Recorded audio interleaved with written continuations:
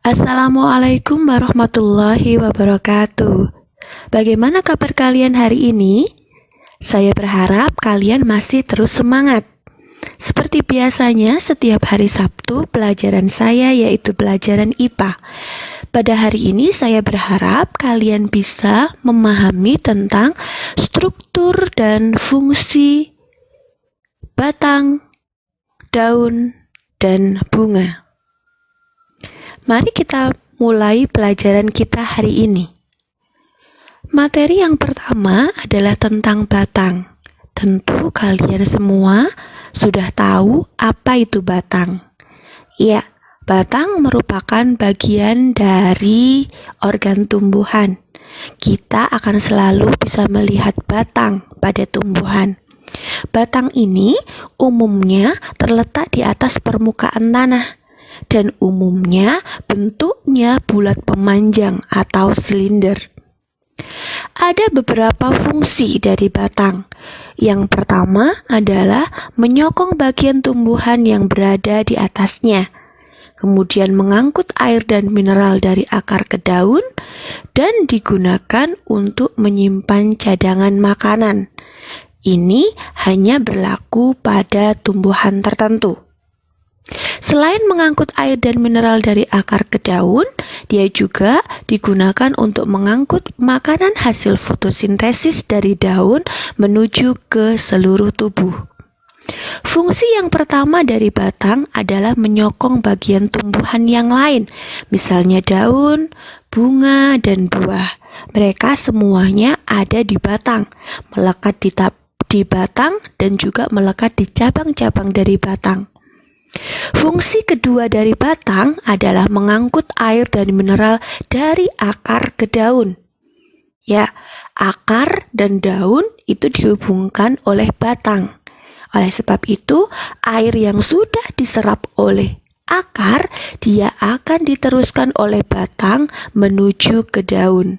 Nanti di daun, air dan mineral ini akan digunakan sebagai bahan untuk fotosintesis. Kemudian fungsi yang ketiga adalah mengangkut hasil fotosintesis dari daun menuju ke seluruh bagian tubuh. Nah, ini kita bisa lihat ada sukrosa yang merupakan hasil dari fotosintesis, atau kalian biasa menyebut glukosa, atau bisa juga kalau di SD kalian menyebutnya karbohidrat. Nah, hasil fotosintesis ini di daun akan diedarkan ke seluruh tubuh oleh batang. Fungsi batang yang lain adalah untuk menyimpan cadangan makanan. Dan ini hanya ada pada tumbuhan-tumbuhan tertentu. Misalnya, ini ada kentang, kemudian sagu, dan di situ ada tebu. Nah, ini sagu. Yang belum tahu, sagu itu dimanfaatkan batangnya. Di dalam batangnya, dia menyimpan cadangan makanan. Nanti dari batang inilah yang akan diambil, kemudian dijadikan tepung sagu. Ini tebu. Tebu itu menyimpan cadangan juga di batangnya. Jadi kalau kita ambil tebu, kemudian kita makan batangnya, kita akan bisa merasakan sesuatu yang manis. Kemudian organ yang kedua yaitu daun. Daun pada tumbuhan merupakan organ dari tumbuhan yang menempel pada batang. Daun-daun ini umumnya dia berwarna hijau, kemudian tipis dan lebar. Fungsinya, yang pertama, daun digunakan sebagai tempat fotosintesis.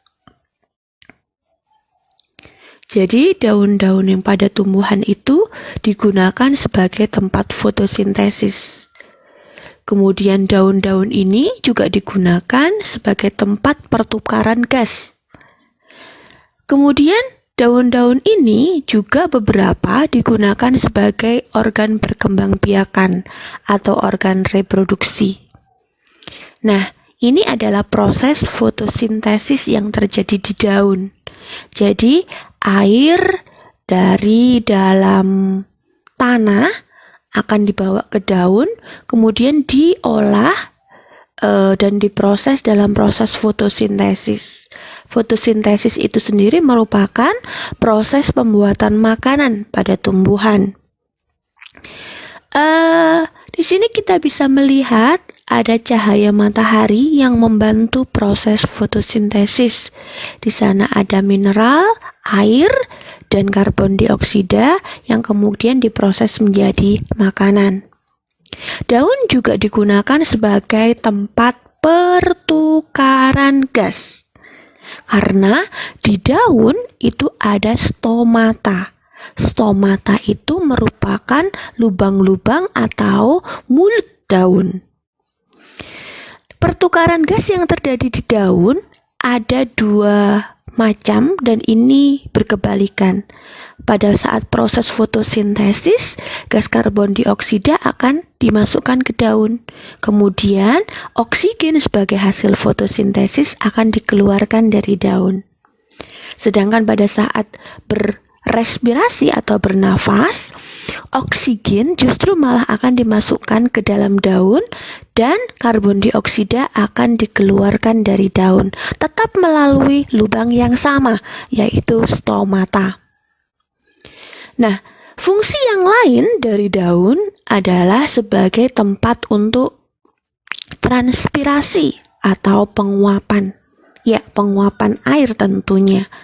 Jadi, air bisa menguap melalui lubang-lubang stomata yang ada di daun.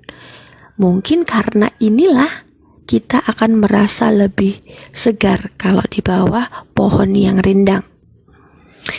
Kemudian daun itu pada umumnya dia berwarna hijau. Itu terjadi karena di dalam daun ada zat hijau daun atau yang disebut sebagai klorofil. Nah, jika kalian melihat daun yang berwarna-warni yang sekarang lagi tren, golongan aglonema, ada merah, ada oranye, dan sebagainya, itu terjadi karena di dalam daun tidak hanya ada zat warna hijau. Bisa ada zat warna merah, zat warna kuning, zat warna oranye, dan lain-lain. Sehingga membuat warna daun itu berwarna-warni. Nah, ini kalian tahu bahwa ternyata di dalam daun itu tidak hanya ada warna hijau. Sekarang kita lanjut ke bagian-bagian daun. Yang pertama jelas, kalian bisa melihat ada tangkai daun. Kemudian ada helaian daun. Di helaian daun itu kalian bisa melihat ada gurat-gurat yang namanya tulang daun. Dan yang lebih kecil namanya urat daun. Dulu pada saat kalian belajar di SDMI, kalian sudah mengenal tentang pertulangan daun. Pertulangan daun itu apa sih? Bentuk tulang daun yang ada di helaian daun. Ada beberapa macam pertulangan daun. Ini yang pertama.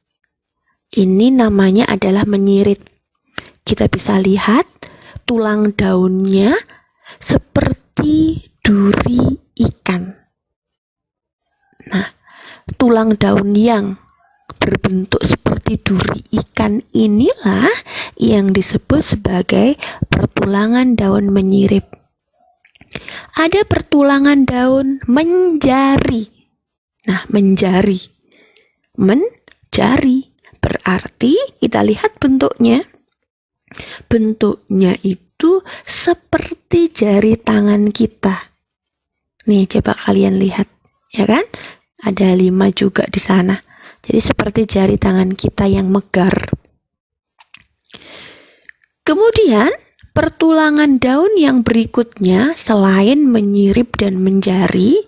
Jadi kalau menyirip ini seperti duri ikan, menjari seperti jari tangan. Ini rata-rata pada dan ini adanya pada tumbuhan dikotil atau tumbuhan berkeping 2. Ya, dulu sudah pernah kalian pelajari di SDMI-nya. Kalian bisa merefresh ingatannya.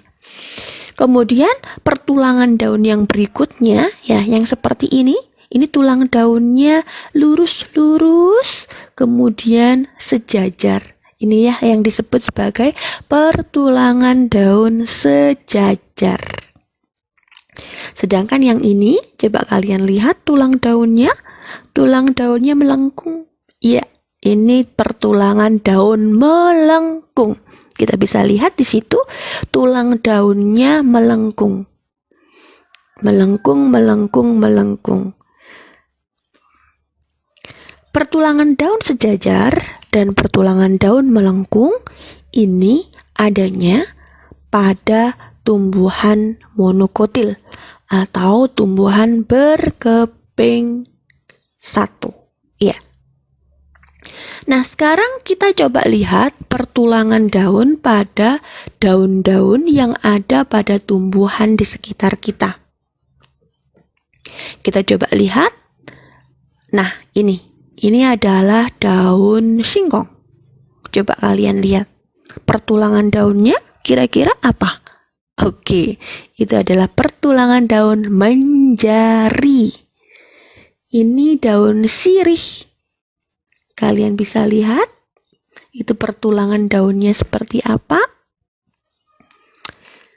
Coba ditebak dulu. Ya, ini adalah pertulangan daun melengkung. Sedangkan daun jagung sudah pasti pertulangan daunnya adalah sejajar. Sekarang kita lihat daun-daun yang lain lagi.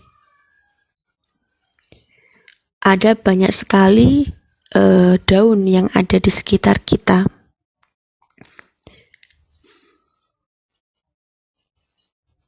Ini ada daun mangga.